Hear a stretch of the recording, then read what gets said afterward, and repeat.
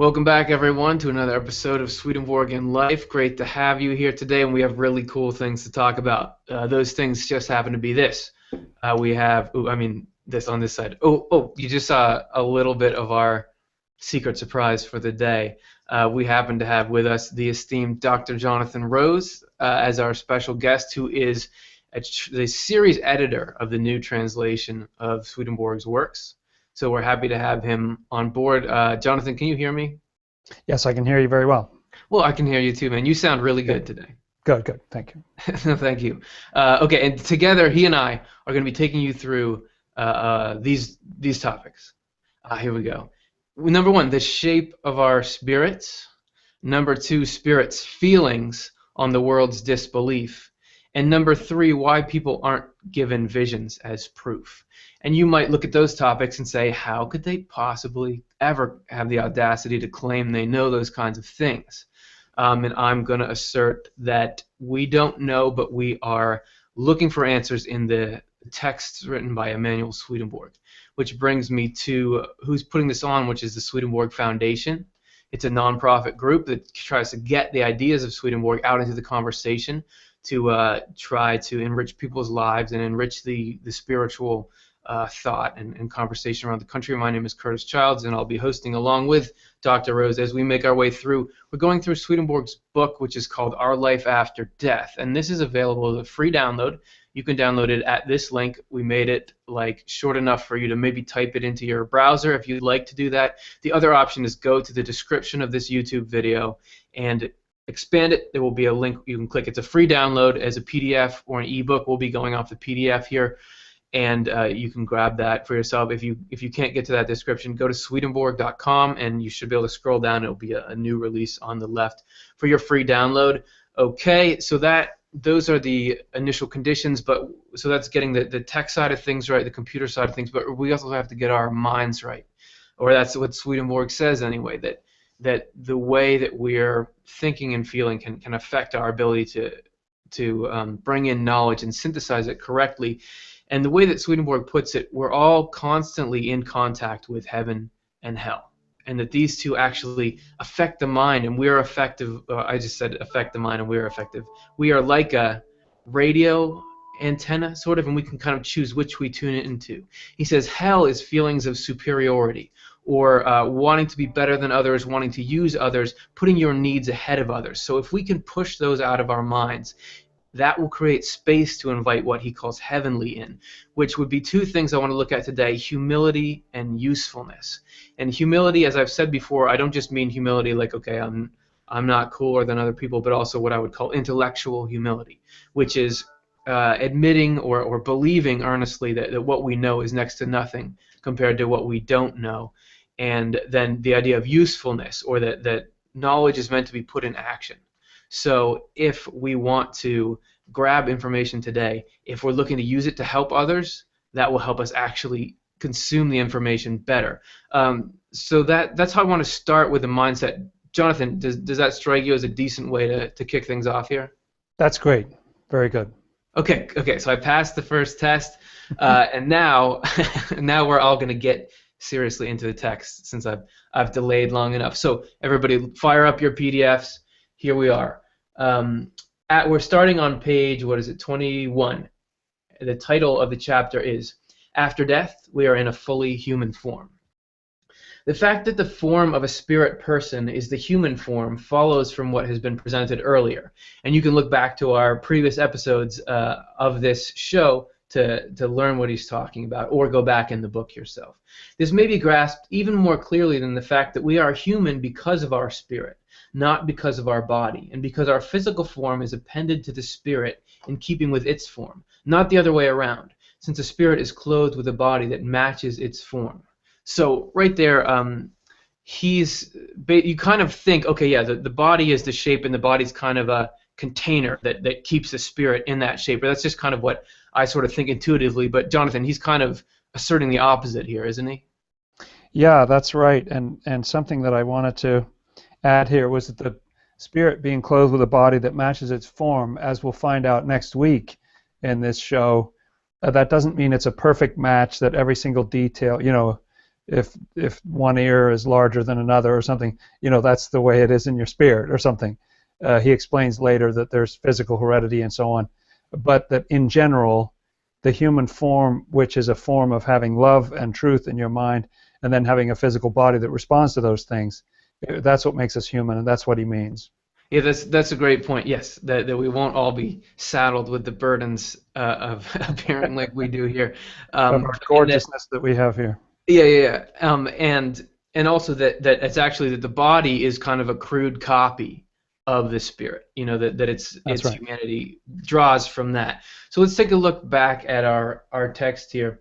As a result, the human spirit acts on the individual parts of the body, including the smallest ones, even to the point that any part that is not activated by the spirit, any part in which there is no spirit acting, is not alive.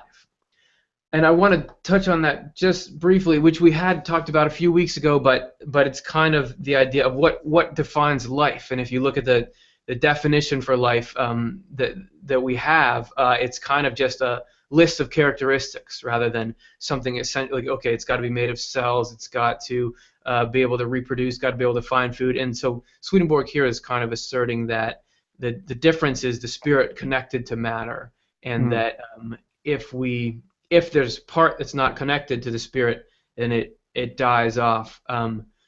Does that seem to be your reading of it, Jonathan? Yeah, yeah, I agree. And so I think about things, I don't know, I was thinking before the show about organ transplants that don't take or something, situations where if there's something that the spirit does not inhabit, then it doesn't work as part of the body because it's all about the spirit's presence throughout the body. Some people have thought in times past that the soul is present in the pineal gland in the brain, or it's in some other part of the brain in the cerebral cortex, or it's in your heart or something. But what Swedenborg is saying here is that no, it's throughout your body, and if it weren't, your body would die. It has to have that. That is the life in it.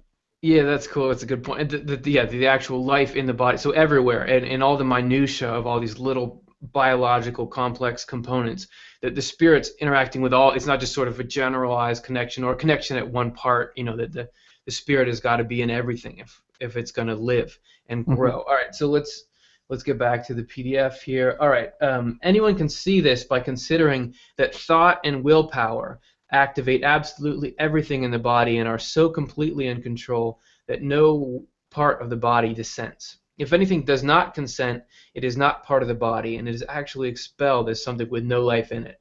Thought and will belong to the spirit, not to the body. Jonathan, can you say something about there's this thought and will that he has there, which is sort of part of the great Swedenborgian duality, the love and That's wisdom, right. good and truth, and he says that the human or we are sort of made from our thought and our will. Do you know? So what does he mean by that? The highest human qualities that he's talking about there, I mean, we share in common with animals that we have drives and knowledge or things like that. But something that's particularly human is the ability to choose our values, not just to have values and cares and concerns and so forth, but to be able to choose. I wish to be more of this kind of person. And the side of thought is to have a plan, to be able to sit down rationally and say, this is where I'd like to be 5 years from now, and so on. I don't think squirrels are thinking about, their 5-year strategic plan and so forth. Um, and so that is something that makes us human. And there's been a long thought in history that those qualities are just the brain, they're just the physical brain. They're just signals traveling from one part of your brain to another. It's quite a different view, and it takes some getting used to, although there's lots of thoughts that are like it in our world today, that the spirit is separate from the flesh, and that we really do our thinking, when we're planning, when we're choosing to be a different kind of person, that's happening on a different level than in our flesh. It Yeah, will have some echo in the flesh, but that's not a fleshly thing. That's of the spirit. and you got me thinking about squirrels and their long-term plans now, because maybe the biologists say, oh, they forget where they plant certain nuts, but maybe they're actually cultivating. They are planting those intent because that's going to grow into a tree, and then their That's right. grandkid. Okay. It's important that they miss some. Yeah, so I'll bring that up at my next meeting of the Natural Academy of Sciences that I'm Good. asked to attend, which should be coming up here in a second now. Yeah.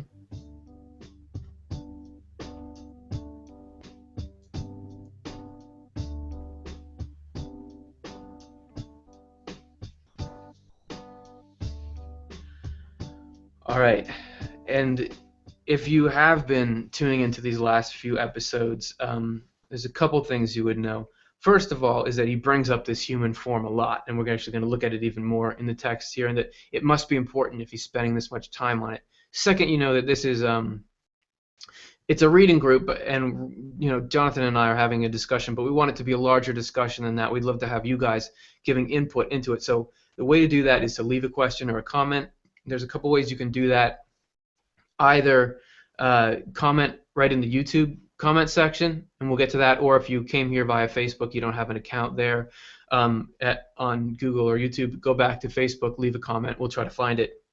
And we want to post your questions and comments here on the show so we can kind of get your perspectives or share your experiences, because obviously the encounter with spiritual concepts and spiritual realities is not something that anybody kind of holds the keys to. People are having experiences all the time, and we want to hear what you have to say and what you're wondering about.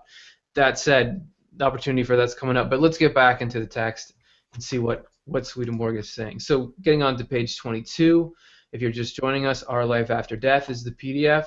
The reason we cannot see the human form of the spirits who have left the body and of the spirits that are inside the people we meet is that our physical organ of sight, the eye, is material with respect to seeing. With respect to the seeing it does in this world, and what is material sees only what is material. And I'm fairly pleased I got pretty far through that sentence before I messed it up, because that's a hefty one. But as I understand it, he's just saying that you're on a different wavelength. You can't see something spiritual with your physical eyes, because it's just it's like matter and antimatter. They don't exist in the same plane. So how then, Jonathan, can so many people have reported seeing spirits, including Swedenborg seeing into the other world? Yeah, how that happens is with the eyes of their spirit. You have the idea that you have the eyes of your spirit, and they can be opened. Most of the time they're closed and so forth. But when people see spirits, or when they have a vision of a deceased loved one or whatever, that's because the eyes of their spirit were open, because the actual physical flesh of your eye can't see. It's two different types of matter. Yeah, and I'm thinking like everybody has this browser window open that they're watching this live stream on, and it's there, and so when you're looking at your computer, that's all you can see. But if you were to close that, you'd see whatever cool picture is on your desktop, and that's sort of the same. You know what I mean? Yeah. That's kind of the same concept, where it's the physical is actually blocking the spiritual right now. And it doesn't mean that your desktop picture is gone.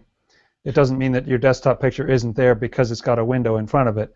There's just something that's filling up that screen now. And so that the analogy of that would be that our physical senses are filled up with the physical impressions that we're getting now. And only when those are quiet, let's say when people are in a meditation, when you're just waking up in the morning or going to sleep at night, it may be that those are in a quieter state, and then you get this, you get these other sort of subtle perceptions or things like that. Yeah, and he even says that when the cares of the world are removed, that can happen. So I think about people who are in these accidents, who are near death, or going through something really intense. Sometimes you'll get this experience because your normal sort of external concerns are sleeping at that time, because there's something more intense going on. That's right. All right, so let's take a look back at the PDF here. What is spiritual, though, sees what is spiritual. So when the material eye is covered over and loses its coordination with the spirit, then spirits are visible in their own form, which is human. And it is a human form not only for the spirits who are in the spiritual world, but also for the spirits and people we meet while they are still in their bodies. So that you kind of think, oh yeah, spirits are people who have died, but that we all have a spirit, and that I guess he's saying if your eyes are opened in the right way, you could see the spirits of the people that you're around. Yeah, that's right. It seems as though it's a striking thing that he's saying here. It's not just that we have physical flesh now, and then after we die we become a spirit. we're spirits living in the flesh now, and when the fleshly body dies, we just continue as spirits. And so that's why Swedenborg emphasizes that the death is just a transition. It's not a it's not a complete reboot or something like that, because the spirit, it has this continuous existence, and then it loses the flesh at a certain point. Yeah, yeah, exactly. And that's why whenever you dip into Swedenborg, even when he's talking about afterlife, and it always comes back to the present moment and the ways that your mind is being affected now, because that's very much there's very much an immediate effect of the spiritual world on the natural. This is what draws me to his philosophy, because it's not just sort of pie in the sky when you die, or something about some other place at some other time. It's very related to, and it actually helps me understand my own thoughts and feelings of what goes on in my own consciousness, because he's saying that that's the same thing. Our minds are in that world, so we're having that spiritual experience already to some degree. Yeah, I would give a big amen to that, and that going through some of his material in his spiritual diary, other places, really can give you insight into psychology. But this is a huge tangent. Okay, we're running off the tracks with this thing, so let's see if you guys can get us back on. Let's hear what people are saying out there. So let's get to we have a couple of comments or questions, and our first one is from YouTube by a guy named Stretchaholic, and he says, does Swedenborg ever speak about going into the other realm while you sleep? And does he ever really say why God created all this in the first place? So a two-part question, and the second is a big one, and the first is interesting. And do you want to start with that sleep one, or do you want me to start while you think of something? I'll start on the sleep one if you want. Yeah, and I'll go to sleep while you're doing that. That's good. Good. Then you can have the experience yourself. Yeah. Swedenborg is quite well known for the fact that he had a journal of dreams. He was tracking his dreams and recording many dreams every night for years, and more than a century before Carl Jung did that. He was tracking his own dreams, and part of his spiritual awakening began in his dreams. So I'm sure if Swedenborg were here, he would say, "Oh, absolutely. That's the spiritual world is very close when we sleep." And I tend to think that when we have those very lucid, vivid dreams, sometimes you realize you're actually awake in the dream. That kind of thing, that we've stepped through the veil for a minute. Yeah, and I think that the dream world speaks to us in the same language that the spiritual world does. That you'll see, right. You'll see sort of. Sorry, I had my phone buzz right there. You'll see symbols used in the same way that he describes how they are in the spiritual world. Certain things will mean, like flowers will mean something, animals will mean something, and he says that in dreams it's a similar kind of meaning. So you kind of have the same communication. Oh, and the second question, briefly, why did God create all of this? And I would say I have two answers. And Jonathan, you can grade my response from all right, that'll be fun. F minus scale. Okay. And the first answer is the universe itself, Swedenborg says, was created so that usefulness could exist, is how he puts it. So all of this separation, kind of the laws and the rules and the structure of it exists because it's an environment in which you can help people. You can help. You can choose to help.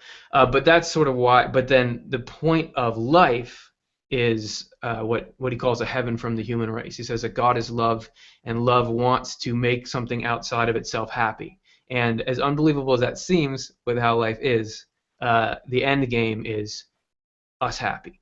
So I'm interested to hear your grading of that, and don't pull punches. Oh no, I think that was excellent. You get an A for mentioning the L word, love, and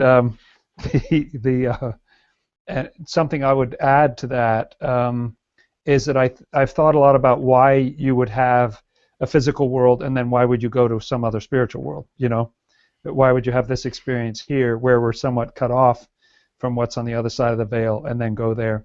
And what I've decided is that an analogy that came to mind recently was that it's like pouring a basement. Spirit is actually very kind of slippery, evanescent stuff, and so to anchor it in the flesh acts as an anchor, And this time in the flesh gives us some spiritual privacy where we get to make choices and we get to develop and grow without having everything that's going through our spirit externalized where everybody can see it.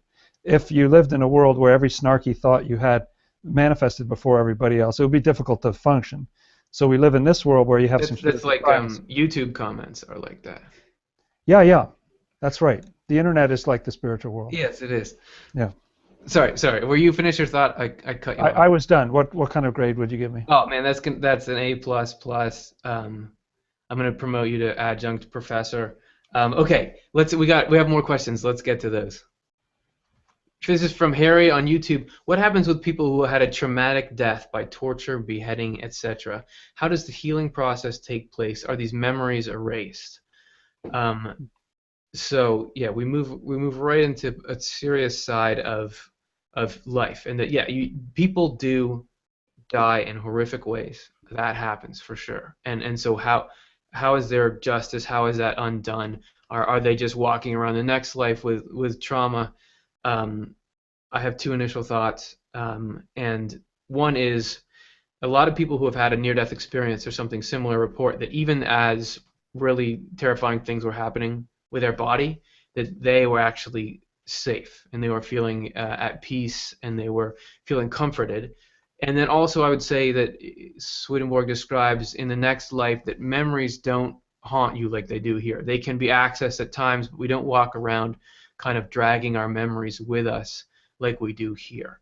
So those are my initial thoughts. Jonathan, do you have other thoughts to add?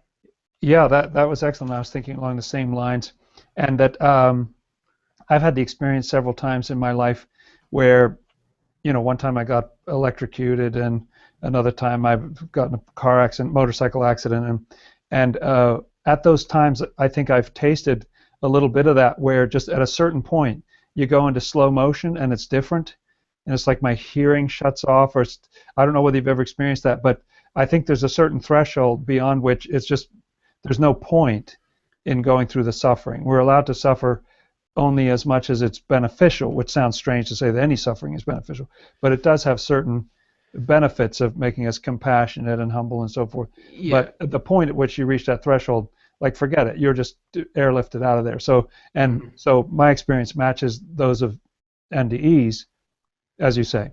So. Yeah, and I didn't know that you had been in a motorcycle accident, so I am learning things too here. Okay, we have one more. This one comes from Facebook. This is from Susan, and it says, a spirit is bothering me in my bedroom. It's a man. I am not afraid of spirits. This one freaked me out, touching me. One night I asked him to turn on a flashlight that I put on top of the TV, face it toward the doorway. It didn't turn on. Went to sleep, and at 2 a.m. woke up with it blasting me in the face. Planning on saging the bedroom, but want to know what he is doing and why. Okay, so that sounds like an intense night, and I always appreciate people sharing their personal stories like that because it's a private thing, and to put it out there for us I really appreciate it. I have started all these other ones, so I was thinking of kicking it to you, Jonathan, for the initial, and then I would have a rebuttal to that. What do you think? Sounds good. My first thought was that prayer would be good. I think it's happening because of some, it's at nighttime and so forth, so there's some sort of blur between the veil. It may be that's someone who used to live in the house or what. Who knows? I have no idea. But I think if it's not useful to you, if it's not benefiting you in some way, I think you can try to form the intention to not have that experience. In other words, to say, could you come back during normal business hours, or pray and say a prayer to kind of ask why that's happening. Also, sometimes you can pray for sort of a shield or a protection around the bed while you sleep, or that type of thing. I mean, this may sound sort of woo-woo, but I think sometimes spirits do somehow haunt us, and it's as if there's a little hook. There's something in us that responds to that or whatever. And so I think you're perfectly welcome to say, no, I don't want this experience, and pray for it to cease. Yeah, well, I mean, it's not a stretch to have something like that happening in the in the natural world, the physical world. Like cyberbullying or someone on the street is messing with you. I mean, there certainly are those kinds of interactions, and Yeah, so this sounds like what she's saying is that this is happening through the spirit. And I wish that I knew how to fix things like that. I do just want to say, Swedenborg had a lot of experiences like that as well, as in he was being harassed by. He talks constantly about being all the different ways he's been harassed by evil spirits, or something has been at him or bothering him or something like that, just trying to mess him up. So it happens, and it's just like this world is not perfect. That world is too. And I would say, yeah, that he says they have no real power. That the that's right. power basically exists through thought. That they're messing with you, but in the end, they don't have the power to do what they want to do, which is bring you real harm. And it's actually an opportunity to kind of grow in strength against them. But obviously, that's not going to solve your problems. But I appreciate you bringing them here for us to not be able to help you with. So, all right. Next, let's go back to our PDF and keep things rolling.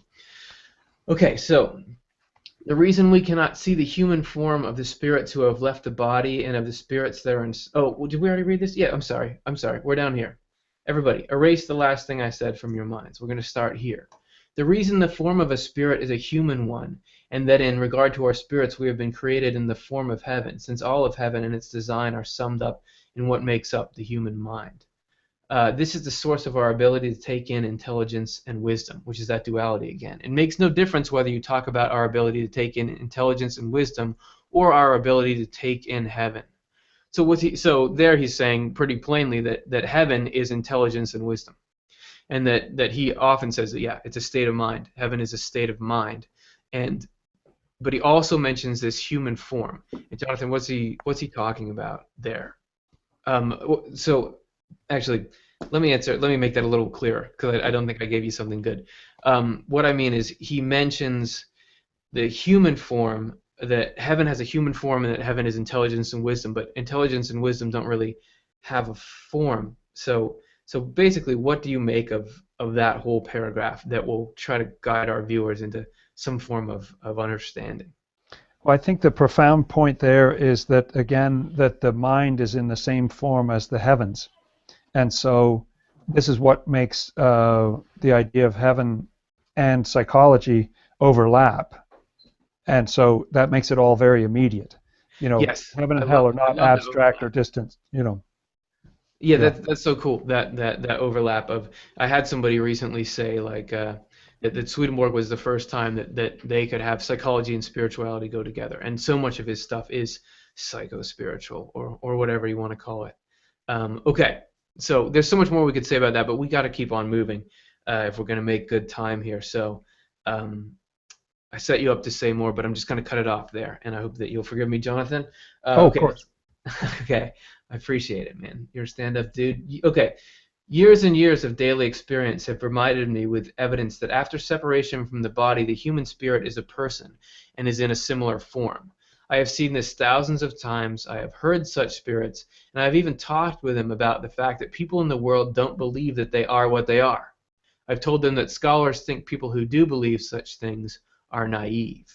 And do we see this dynamic? No, we don't see this dynamic anymore, right? Now, if you say that you see spirits and spirits are real, people think you're smart and that they want you to teach courses, right? Is that how is that how it is, right? No, it's this exact same dynamic.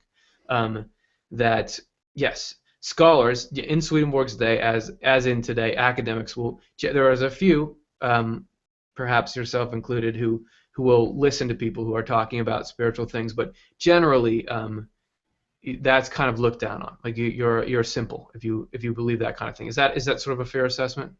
Yeah, I think it strikes a lot of people in academia as kind of medieval. And the one thing that you can absolutely rule out, like in mental illness, one thing you can absolutely rule out is it has anything to do with spirits, because we got over that 500 years ago. That's not what's going on. And interestingly, I think that's precisely what's going on. And so we'll never get proper understanding of that until the spirits get back into the mix in some way. But that's a hard sell, Very hard sell. Kind of academic setting. That's going to be tough. Yeah, man, because you don't want to be the guy who brings up spirits around that kind of stuff. I mean, that doesn't make you're like just got there to the psychology meetings. You don't want to be that guy that brings that up. You're just trying to find a seat at the lunch table or whatever. You don't want to be the dude who brings that up. But hopefully, the more people watch this kind of stuff, the more they'll give it a shot.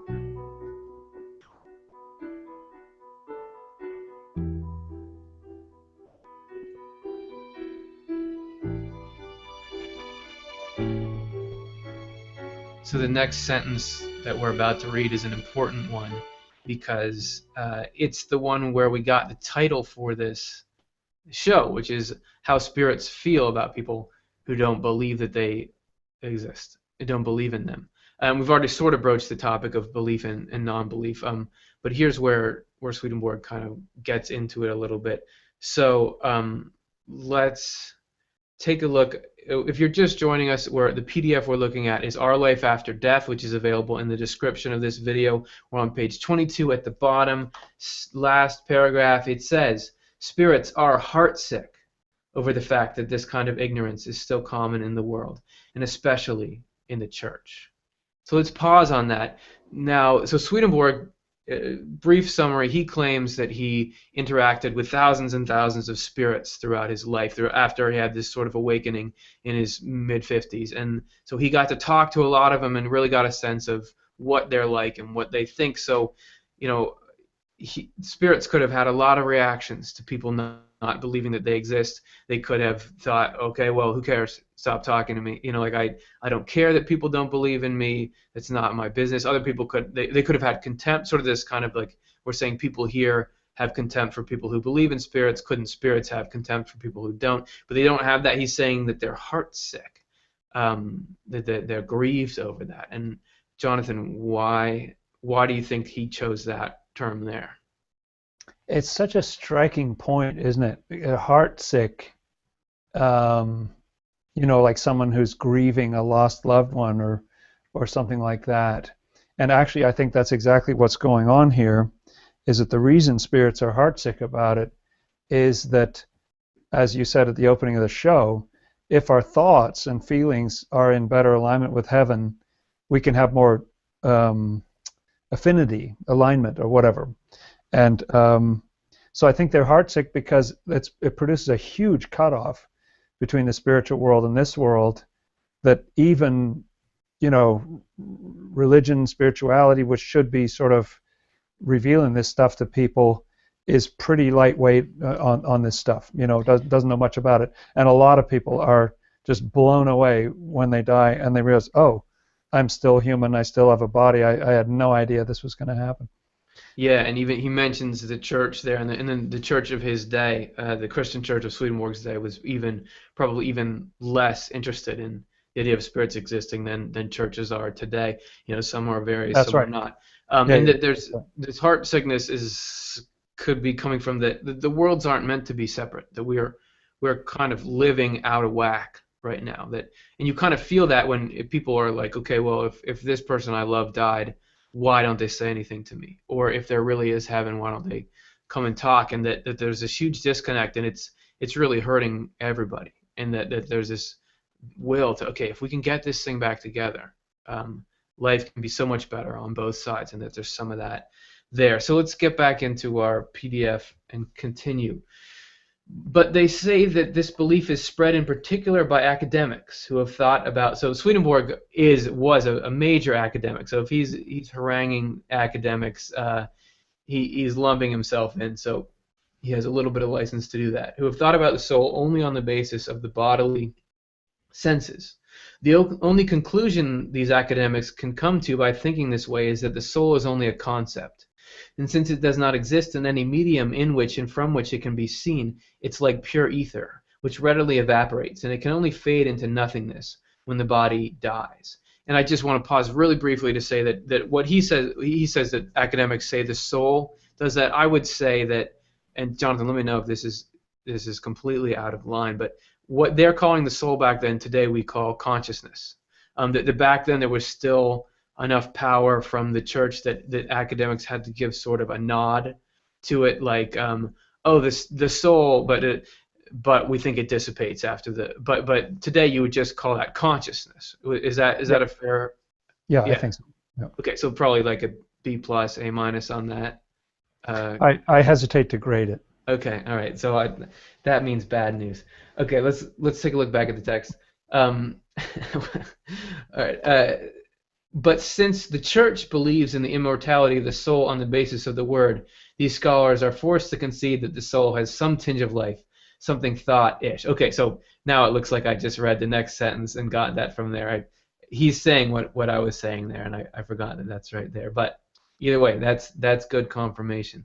Despite this concession, they don't allow the soul any ability to sense things the way we do, or at least not until it's reunited with its body, and that's a reference to the Christian belief in the resurrection. Yeah. Oh, and okay, just as I was saying, here he says that their doctrine of their. So it's really good that you have me helping you through the text instead of just reading it on your own. Their doctrine of the resurrection is based on this idea, as is their belief that there will be a reunion of soul and body when the last judgment comes. The result is that when people put doctrine and speculation together and think about the soul on that basis, they just don't get the fact that the soul is the spirit and that it has a human form. To say nothing of the fact that hardly anyone nowadays knows what spiritual means, let alone that spirit people, that is, spirits and angels, have a human form. So there he's on a little rant just about, because here's a guy who was a pretty normal guy, I would say. Swedenborg had a remarkable career, but it was well within the confines of the accepted norms of the day and science at the time. But then he kind of went way left or off the deep end or whatever you want to call it when he started to talk about seeing spirits and seeing another reality and God and all kinds of things. So he just seems to me here like he's just saying, I can't believe that everyone is so in the dark about this. It's almost like he's a little bit lonely or something in his experience.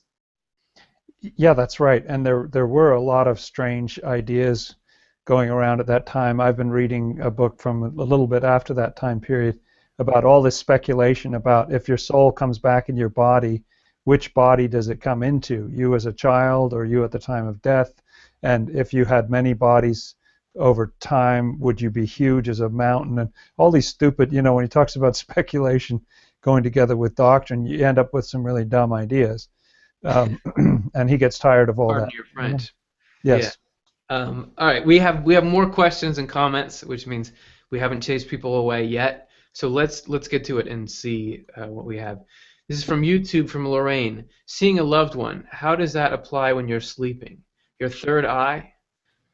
So how do we, if we're sleeping, how do we get that contact? And I want to say something about, so the third eye, if anyone's watching and hasn't heard of that, is a concept that there's sort of something right here that's sort of a spiritual, I don't know how to it's like a spiritual sort of gateway. It helps you to see into the spiritual world. And Jonathan, I believe Swedenborg says that when God looks at you, do you remember hearing this? He looks into your forehead between your eyes. Do you remember that?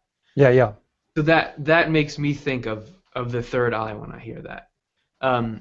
And in sleep, yes. As far as so one thing that I would put forward is that Swedenborg describes a spiritual world and a connection between the spiritual and the physical that is just as complex and precise as the physical world is. Like we're running this show on some machines that have to be exactly just like they are, or else the thing's not going to work. So there must be similar complexity when you're sleeping to something like, okay, how are we going to bridge the gap? But it can't just happen. And I don't claim to know any of the mechanics of that. Do you, Jonathan? No, all I know is that I've sometimes experienced in just occasionally in my dreams.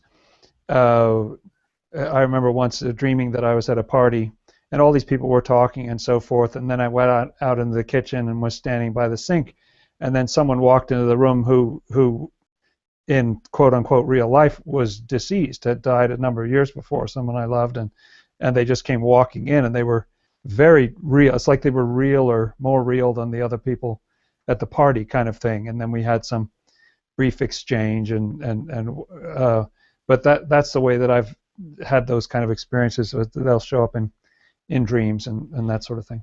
Yeah, Other and people have very different kinds of sometimes people smell something, a perfume, a cologne, or something that they associate. Sometimes people feel someone sit next to them on the bed or touch them on their shoulder, or there's various different forms that this takes. totally. And one of the cool things about working with the Swedenborg Foundation and talking to people about spiritual experiences is that there's such a diversity of experiences that people have had. And I've definitely had a dream where I got a hug from somebody that had died, and it felt like I woke up feeling like that's real, like that's something different. But Right. there's so much experience out there, and I really like hearing about what people have and what they go through. Okay, so we have our next question is coming to us via YouTube, and it's from Grace, and it says, what if the spirits manifest to you on the physical realm by my name? All right, let's see. What is on the physical realm by my name? Okay. So if you're seeing, what if the spirits manifest to you on the physical realm?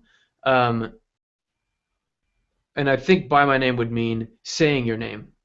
But I would say that when Swedenborg was experiencing spiritual things, he wouldn't. Jonathan, do you agree with this? That it's not like he could be seeing a city street just like we are, and seeing spirits on it at the same time. Like he would be seeing the physical world and kind of like there's like old school for cartoons. They have this clear sheets with like one part has a drawing on it. You can put it over, and sort of like an overlay of the spiritual world on the physical, right? Yeah, that's right.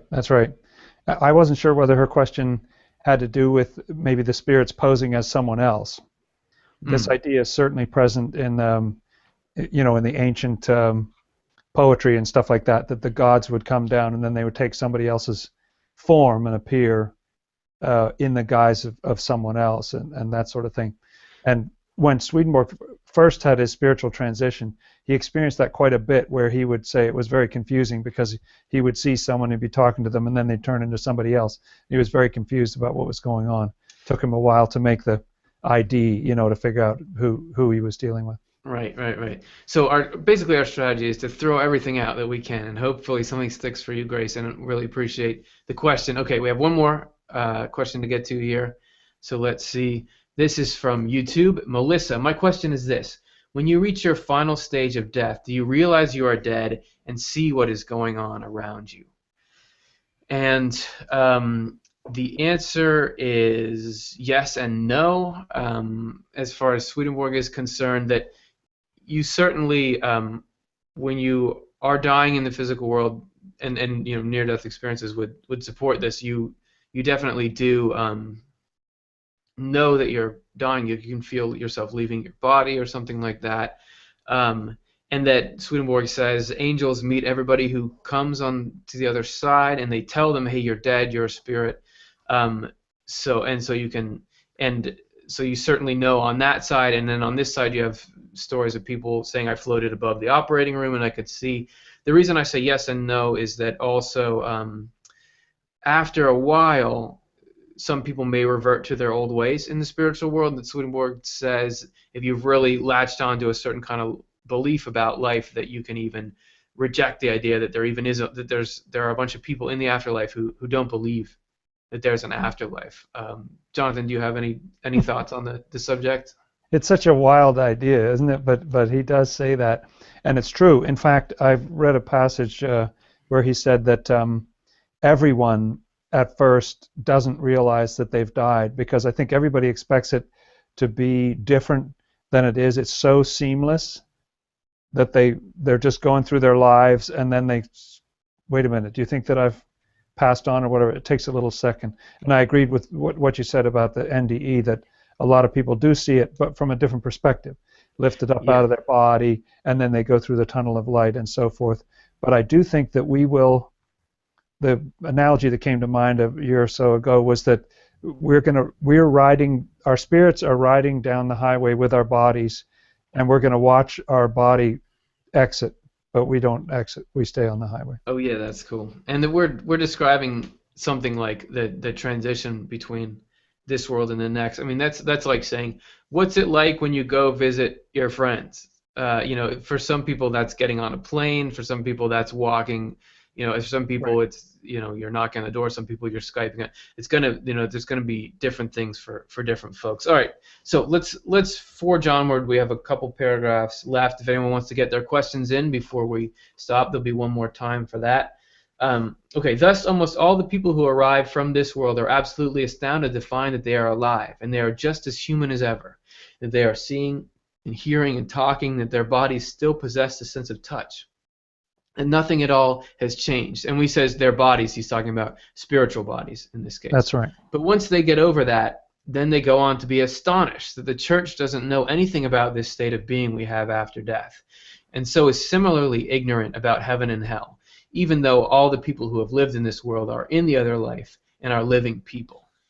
And if you spend any time around Swedenborg, you'll often see him lamenting the Christian church of his day. And he liked it.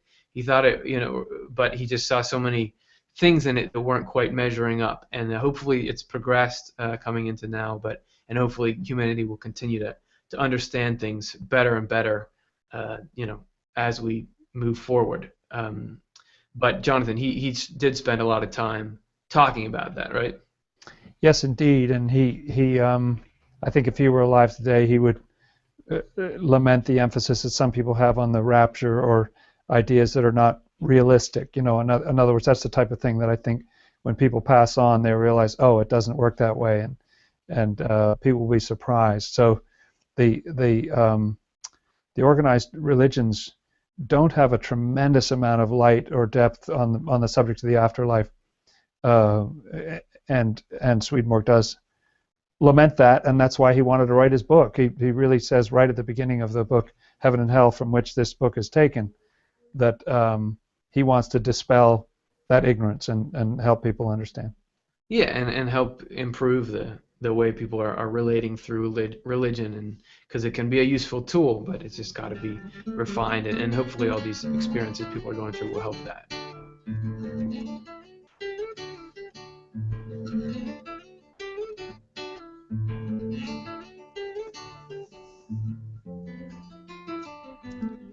Okay, moving on now. This is the last page. We're just going to read we're going to stop right in the middle of the chapter here because this is a long one, and we'll get to the second half of it next Monday, so you can tune in. You can watch back episodes. If you just go to this Off the Left Eye YouTube channel, you'll see them all lined up in a playlist there. You can get everything we've gone over. So let's take a look at this last paragraph here. Because people there kept wondering why this has not been made plain to people on earth through visions, since it is critical to the faith of the church to know about it. They were told by a heavenly source that such visions could be granted whenever it pleased the Lord. Nothing could be easier, but they were told even if people had such visions, no one would believe them, because they have all convinced themselves of the exact opposite. And here you get the allusion to the power of the human mind to maintain the status quo, and that he says the beliefs that we fanatically hold on to in this life are very hard to pry out of us, even in the next life. And because of that, external things, miracles, or somebody coming down and telling you this is how it is, they don't stick, and they because they're not absorbed in freedom. And Swedenborg said that, Jonathan, that freedom is essential to learning, and that's actually an essential part of being a human being. Correct? That's right. And freedom and rationality are kind of divinely given qualities, and so the condition we're supposed to be in is a condition of relative peace and seeing different ideas in the information stream and saying, I like that idea, or I like this idea, this appeals to me, being drawn to it. If something came in and just forced you to think a certain idea, you're not opting in out of freedom. And at some point, Swedenborg says, you'll just walk away from it, no matter how compelling it is, because you never chose to get on board. You were kind of hijacked by an experience. So there's kind of that inner sort of rejection of it or resentment of it deep down. All right. So we'll quit the PDF for now, and let's take a look at a few more questions before we wrap it up tonight. The first one is YouTube from Osmike or Osmiki. After death, can our desire to meet with the people we have loved and been close to lead us away from heaven if those spirits were not heavenly? Yeah, that's a great question. What if you had a really good buddy and you turned out to have a life where you're trying to be a kind person and think of others, and they turned out to be pretty selfish? If are you going to go find them, and is that going to drag you down? So Swedenborg actually does mention this. No, nobody else is going to make you choose hell. I mean, that's something that has to be something you've cultivated over a lifetime. And hell is basically the rejection of love in any interaction. You're seeing, okay, I can take advantage of people. I don't care how they're feeling. It's an attitude that you have to have at the core. So no one person is going to do that. He does describe that you can go through, you can have some rough days if you are wanting to mix with the wrong crowd, because you'll start to get into the problems that kind of thinking creates. So you could have somebody that you're buddies with that you latching onto them in that kind of way can cause problems. It may be that you can still visit them whenever they go. I wouldn't see that being a problem, but but uh, but it's not that they're going to be a threat to you. Do you feel like that's a decent thing to say, Jonathan? Yeah, and it sort of reminds me of like the kind of relationships you sometimes have in college. You're interested in this person, you're interested in that person, and then after a while you feel like you have to break up or something like that. In other words, I think it's a temporary situation. And in fact, Swedenborg suggests that when people pass on, they are taken to try a bunch of different kinds of communities, different kinds of people, to see what they respond to and see what they like, because each different person brings something different out of you, and some of those may be great, and some of those may, some of them may be on the light side, some may be on the dark side, but you're carried through that experience. It's your integrity will be maintained, or whatever, like it's nothing drastic is it's not going to take you right off course and Right. ruin you forever or something. hmm Well said. I agree. Okay, let's get to the next one. This one is YouTube from Brenda.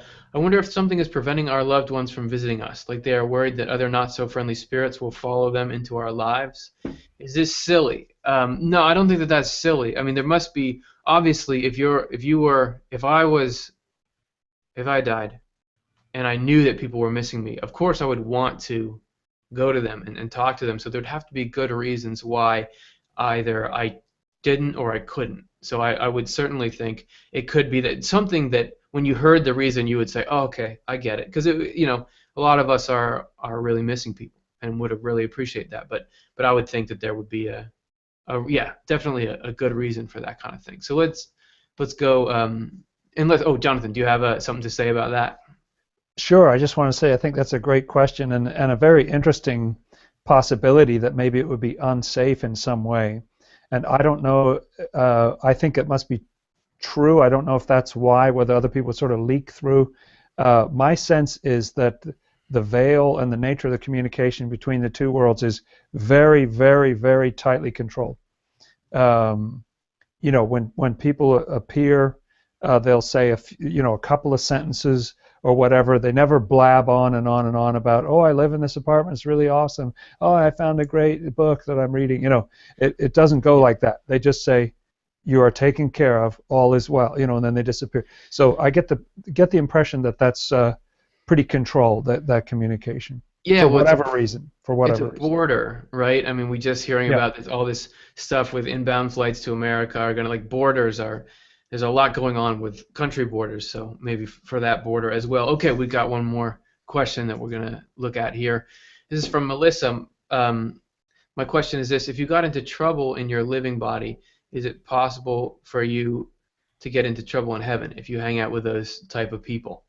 Um, Swedenborg says all the kinds of states we had in the world return. So, and what I take that to mean is you certainly have the opportunity or do sort of lapse into old habits, but this is part of a process that is you're get back into that state of being, and even if it's not ideal, so that you can shed it through either having a negative experience with it or being taught there's something better. It's sort of the way I see it. There's being sort of lapsing is part of the process. Do you think so, Jonathan? Your answer was so good it took my breath away. Okay, then we'll stop right. No, I'm just kidding. What do you have anything else?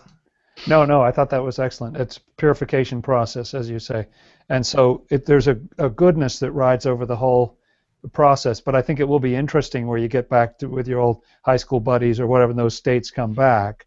But then you get to see them with your more mature eyes and to see whether you like what was going on there, what was good, what was bad, and sift through it and keep what you want to keep.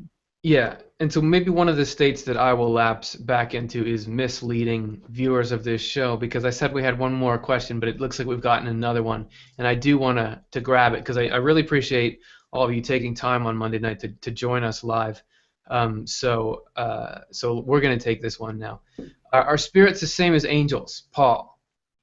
Okay, that's awesome. That's from YouTube. Jonathan, I'm going to start you on Yeah. this one. Um, Essentially, yes. In Swedenborg's vocabulary, uh, he actually changes his wording and terminology over time. The way he describes the terms, and obviously it's just sort of arbitrary and linguistic in a way, but that spirits are what he terms most specifically people who have just passed on to the spiritual world but haven't yet ascended to heaven or wherever they're going to end up. Uh, Whereas he refers to angels as spirits who have kind of graduated and gone to the next level. But they're all the same type of being. They're all the same as us. They're our grandparents and everybody else. It's a state of mind. Yeah, that's right. And there really is sort of a transitional phase, and then you move on, sort of thing. But everybody's of the same type. So there's no separately created race of angels in Swedenborg's view. Yeah, and They are the same as spirits, and they're the same as us. sorry, I cut you off there.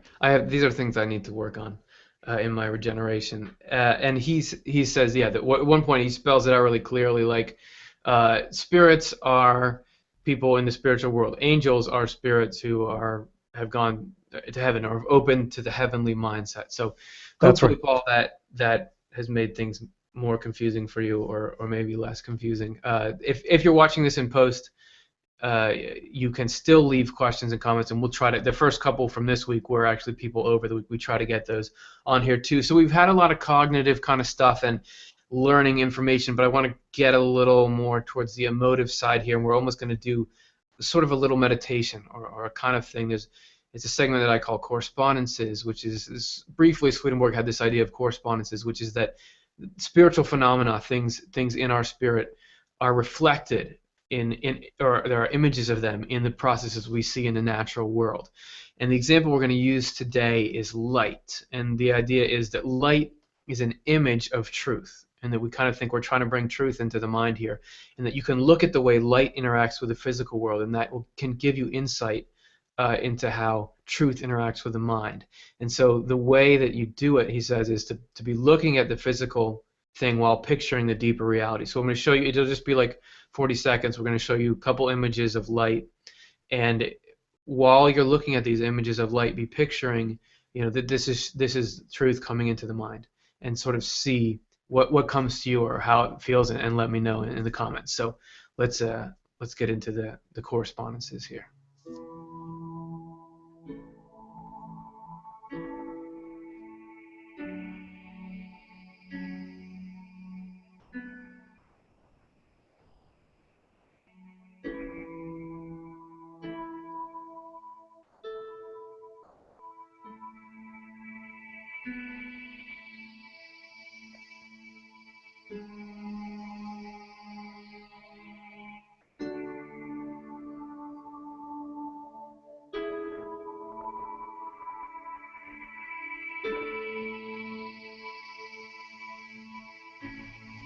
So we tried to just pick a few different images that give you sort of a sense of the wide variety of ways light can look and act. And obviously you don't have to look at pictures of light on the computer. You can see light. Just notice it anywhere you go and just think about, okay, this is telling me something about truth. And you can actually, it can be a cool kind of mental exercise. So hopefully you guys enjoyed that one. Last thing before we go, if you want to support this program, you can make a donation to the Swedenborg Foundation. We're a 501c3 nonprofit. Actually, there's a grant going on, so your donation will be matched 5 to 1, and that will just help this program get out to people who might be interested. So in the description of the YouTube video, expand that. There's a little link that will take you to where you can donate. So thanks very much, and thanks so much for watching. I really appreciate you guys giving an hour of your time to talk about this stuff, because I really enjoy it, and I want to say thanks to you, Jonathan, for coming on the program. It's been a joy talking with you here today. I hope have you had an okay? Has this been tolerable for you as well?